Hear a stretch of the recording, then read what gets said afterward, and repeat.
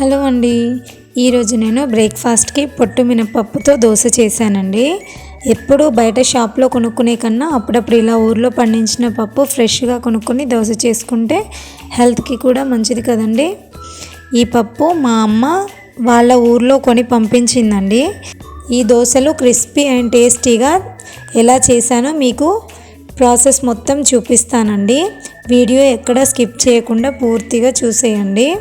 ముందుగా 2 కప్పుల మినప్పప్పు తీసుకుంటున్నానండి. 2 కప్పుల మినప్పప్పుకి 4 కప్పుల బియ్యం తీసుకుంటే పర్ఫెక్ట్గా సరిపోతుంది. దోశలు క్రిస్పీగా వస్తాయండి. ఇప్పుడు దీంట్లోకి ఒక 1/2 స్పూను మెంతులు కూడా తీసుకుంటున్నానండి. టేస్ట్ మంచిగా ఉంటుంది అండ్ జుట్టుకి కూడా చాలా మంచిదండి. హెయిర్ గ్రోతింగ్కి మెంతులు చాలా హెల్ప్ అవుతాయి. ఇప్పుడు వీటిని ఫ్రెష్గా కడుక్కోవాలండి. మంచిగా నీట్గా క్లీన్ చేసేసి వాటర్ పోసుకోవాలండి. వాటర్ పోసుకొని ఒక 4 అవర్స్ పాటు నానబెట్టుకోవాలండి. 4 అవర్స్ తర్వాత చూసారు కదండి, బియ్యం అండ్ పప్పు మంచిగా నానిపోయాయండి.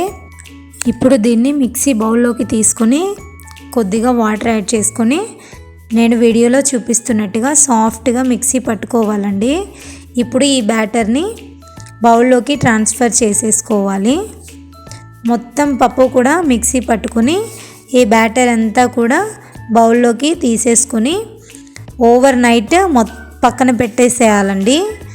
మార్నింగ్ మూత తీసి చూసారు కదండి, మంచిగా పులిసింది పిండి.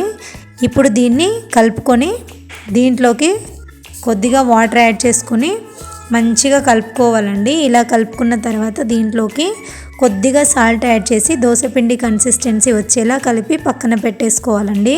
ఇప్పుడు స్టవ్ ఆన్ చేసుకొని దోశ ప్యాన్ పెట్టుకొని హీట్ అయిన తర్వాత నేను చూపిస్తున్న విధంగా దోశ చేసుకోవాలండి. ఇది 2 వైపు కొద్దిగా ఆయిల్ అప్లై చేయాలండి పైనుండి. 2 వైపులా కూడా మంచిగా కాల్చుకొని ప్లేట్లోకి తీసేసుకోవాలండి. మొత్తం అన్ని దోశలు కూడా ఈ విధంగా చేసేసుకొని ప్లేట్లోకి సర్వ్ చేసుకొని పల్లీల పచ్చడితో తింటే దోశ చాలా చాలా బాగుంటుందండి. మీరు ఎప్పుడైనా పొట్టు మినపప్పుతో దోశ ప్రిపేర్ చేశారా లేదా అనేది కామెంట్ సెక్షన్లో కామెంట్ చేయండి.